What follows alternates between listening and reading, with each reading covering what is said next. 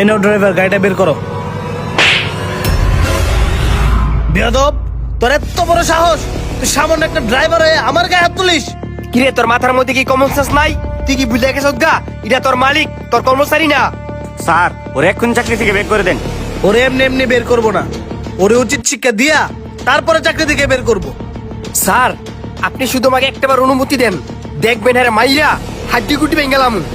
হইছে, যান যান, দেখ মনে কি করবেন। হ্যাঁ বেয়াদবির মাত্রা দেখছেন? এত বড় একটা অপরাধ করার পরেও মুখে মুখে তর্ক করে। হ্যালো কি রাজার ফেল পাচ্ছেন, লঞ্চেরা পুলিশে ধরাই দেই। ওরে পুলিশে দেবো পরে, আগে আমার জানতে হইব কেন সে এই কাজটা করছে। এই তুই সত্যি করে বল, তোর এত বড় সাহস কে দিছে তুই আমার গালে থাপ্পড় মারিস? আমারে কেউ সাহস দিছে না, আমি যা করছি ভালোই করছি। তুই গন্দা বালা করছস, আজকে আঙ্গুর সামনে আঙ্গুর সারে থাপ্পড় মারছস, অন্য দিন দেয়া যাবো অন্য কারোর সামনে তুই সারে থাপ্পড় মারবি। তুই কি একটাবার চিন্তা করছস আঙ্গুর সারের মান সম্মানটা কই দাঁড়াইবো? স্যার আপনি একটাবার অনুমতি দেন, রে উনি পুলিশে দিয়ে দিই। আর কি এর বারবার পুলিশের ভয় দেখাইতেছেন?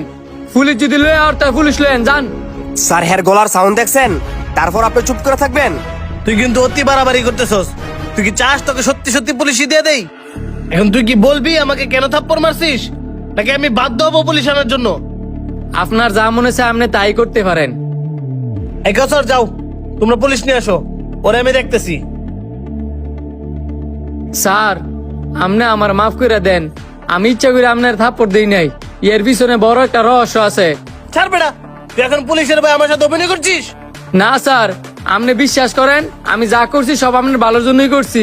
তুই আর একটাও কথা বলবি না, তোর কোনো কথা শুনতে চাই না। আমার কথা আপনি না চাইলেও শুনতে হইব, আপনার গাড়ি ব্রেক ফেল। হোয়াট? আমার গাড়ি ব্রেক ফেল? কসম স্যার আপনার গাড়ি ব্রেক ফেল। তুই যেহেতু জানিস আমার গাড়ি ব্রেক ফেল, তাহলে তো সেটাও জানিস আমার গাড়ি কে ব্রেক ফেল করছে। সত্যি করে বল। স্যার তাহলে শোনেন, স্যার আপনার যেভাবে যেভাবে বলছেন আমি সেভাবেই করছি। যেমনি যেমনি